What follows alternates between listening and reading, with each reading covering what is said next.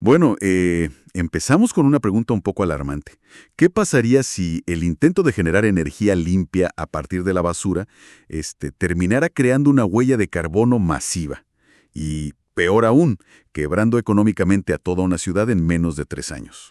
Sí, es un escenario que suena a desastre total, pero es un riesgo muy real. Por eso me emociona este análisis profundo de hoy. Vamos a explorar el lado menos glamuroso de la energía sostenible, específicamente la biomasa. Exacto. Y para esto tenemos un estudio de la revista Applied Energy.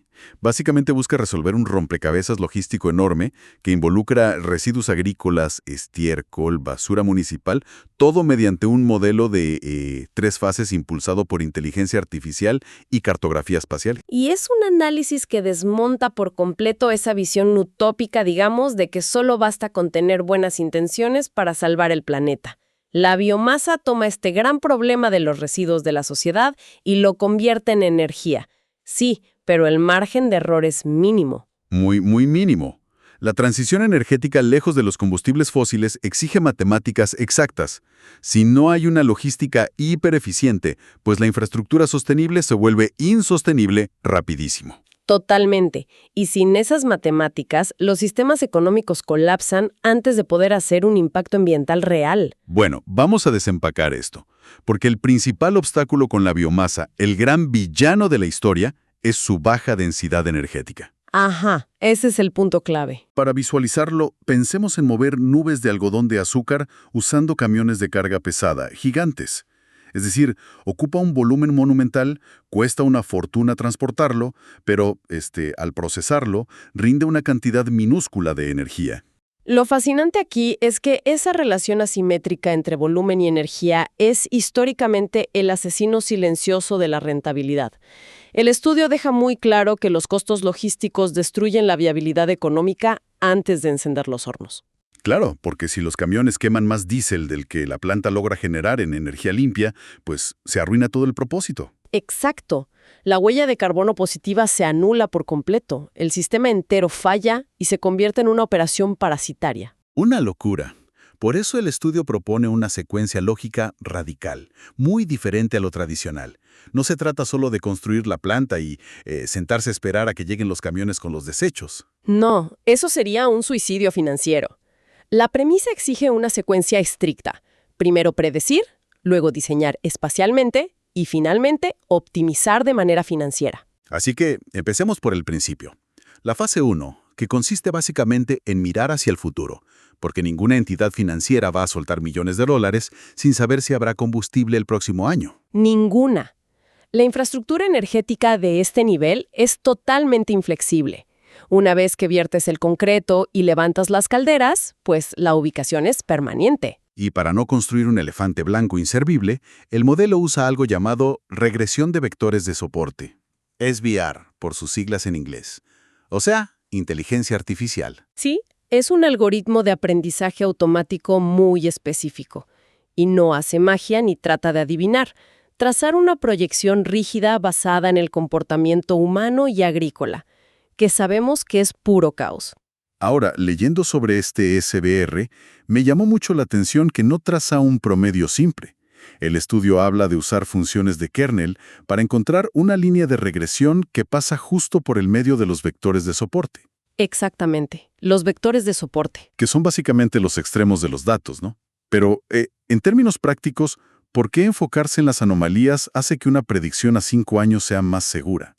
Pues porque el mundo real opera entre extremos, no en promedios perfectos. Si usas un promedio estadístico tradicional para medir basura, estás trazando una línea recta en medio de la normalidad.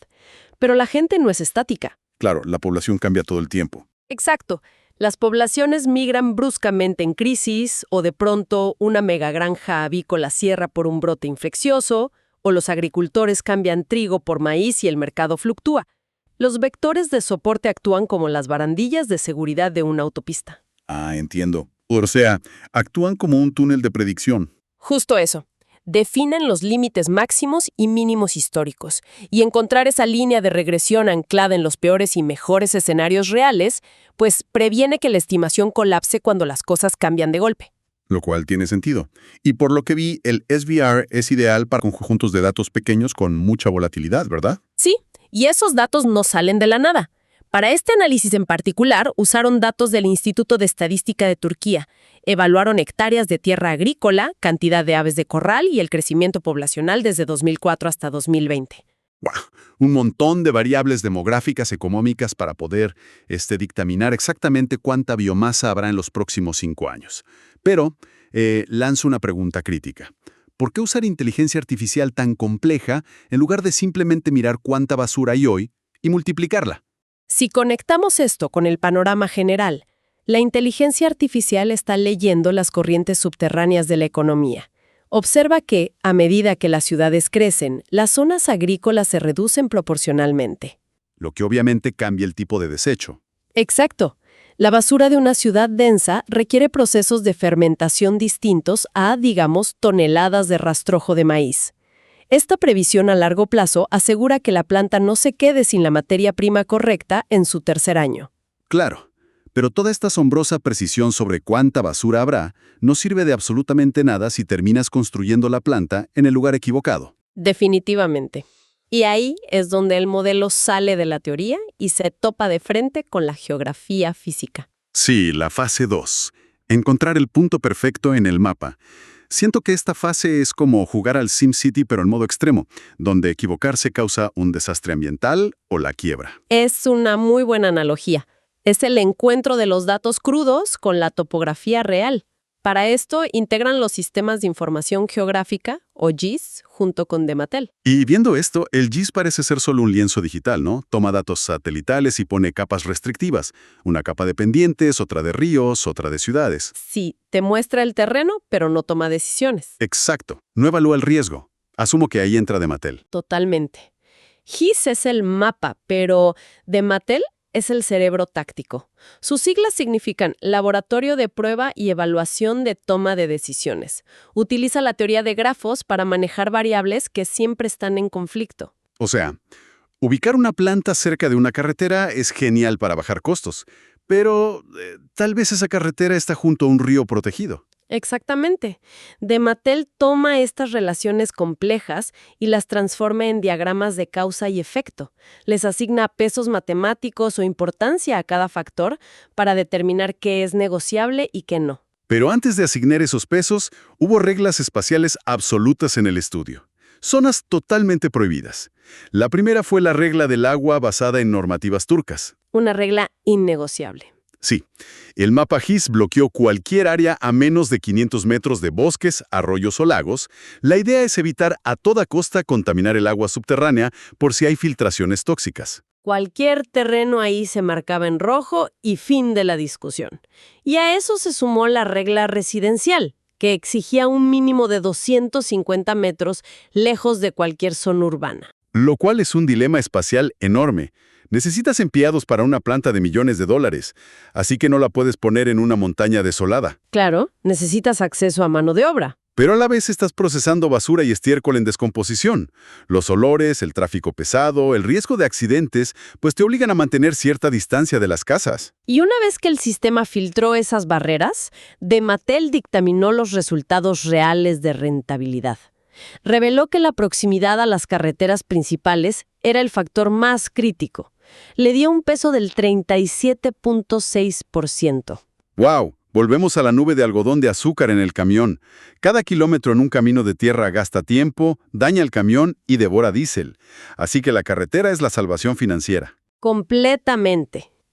Y el segundo factor más importante, con un 33.2%, fue buscar una pendiente del terreno baja. Tiene sentido. Aplanar una montaña para poner maquinaria masiva debe ser carísimo. Abarata muchísimo la construcción. Y finalmente, la distancia residencial se quedó con el 29%. Este cruce de herramientas logró reducir millones de metros cuadrados a solo 16 ubicaciones candidatas. 16 lugares perfectos en el mapa. Y ahora que tenemos las proyecciones y los terrenos, el modelo entra en la fase 3, la fría y dura matemática del dinero. La secuencia lógica de optimización. Sí, aquí entra el modelo MILP, o programación lineal entera mixta. Y su objetivo principal no es solo generar energía, sino maximizar el valor presente neto, el VPN, a 5 años. Y es vital entender eso. No se trata solo de producir kilovatios, sino de que los números funcionen. Aquí es donde se pone realmente interesante, al desglosar cómo el MILP equilibra todo. Por un lado, ingresos. Venta de electricidad a unos 13 centavos de dólar por kilovatio hora y venta de fertilizante a $18 la tonelada. Y por el otro lado, la avalancha de gastos operativos. Sí. Costos de transporte a 5 centavos por tonelada kilómetro, compra de la biomasa y obviamente la construcción. Y aquí es donde hay una regla inquebrantable que me voló la cabeza. Ningún camión puede viajar más de 70 kilómetros entre la recolección y la planta. Es un límite tajante del modelo matemático. Si el camión viaja más lejos, la huella de carbono y el costo logístico arruinan la operación. El algoritmo simplemente rechaza viajes más largos. Pero, a ver, ¿por qué exactamente en el kilómetro 71 todo colapsa? ¿Qué pasa en ese metro adicional? Es un límite termodinámico y económico. El consumo de diésel de un camión aumenta kilómetro a kilómetro de forma constante. Pero la energía dentro de la basura que lleva es fija. Claro, no produce más energía solo por viajar más. Exacto. Al pasar los 70 kilómetros, la energía fósil quemada por el camión es mayor que la energía limpia que esa misma basura lograra generar. Se vuelve un sistema negativo en carbono. Contaminas más para producir energía verde. Es una ironía terrible. Y financieramente también es letal. Suma el desgaste mecánico y el tiempo del conductor, el margen de beneficio entre números rojos. Bueno, toda esta teoría suena perfecta en laboratorio, pero lo aplicaron en la vida real. Tomaron todo esto y lo implementaron en la provincia de Denizli, en Turquía. Fue el caso de estudio perfecto. Sí, 19 distritos alimentando el sistema con 3 tipos de materia prima a la vez: residuos agrícolas, avícolas y municipales. Un verdadero dolor de cabeza logístico manejar esas 3 fuentes simultáneamente. Y tras procesar todo este caos, el sistema dictaminó abrir exactamente 9 instalaciones de conversión. Ubicaciones como Buldan, Jonás y Achipayam. Y todas superando una capacidad máxima gigantesca de 2.000 kilowatts. Que es un resultado súper contraintuitivo si lo piensas. Con ese límite estricto de 70 kilómetros para los camiones, la reacción lógica sería poner docenas de mini plantas esparcidas por los 19 distritos. Claro, para que los camiones viajen 5 o 10 kilómetros no más. Exacto, pero el MILP vio algo más: la economía de escala. Los costos millonarios de construir y operar docenas de plantas pequeñas superan abismalmente lo que te ahorras en diésel. O sea, 9 megaplantas fue el equilibrio matemático perfecto. Sí, diluye la inversión inicial masiva, manteniendo a los camiones justo por debajo de su límite crítico de 70 kilómetros. Y las cifras financieras de esta operación proyectada te dejan sin aliento. Revelaron ingresos brutos de casi $101.9 millones frente a gastos de $100.7 millones. Lo que deja un VPN neto de Poco más de $1.2 millones en 5 años, un margen de supervivencia mínimo después de orquestar años de logística pesada. es casi nada. Y esto plantea una pregunta importante. ¿Qué pasa si cambian las condiciones económicas? Un ligero error en la predicción y el proyecto quiebra. Por eso hicieron un análisis de sensibilidad. Y esto fue sorprendente. Uno pensaría que si sube el costo de transporte se acaba todo, pero no. Cambiaron los costos de transporte y de compra de biomasa y el sistema casi ni se inmutó. Fue increíble descubrir que esos gastos masivos no eran el factor de vida o muerte. El verdadero héroe financiero, el factor dominante en la rentabilidad, resultó ser algo completamente inesperado: el precio de venta del fertilizante orgánico. Exacto, el subproducto del proceso. La energía vendida paga las cuentas básicas, digamos, pero el fertilizante garantiza la ganancia.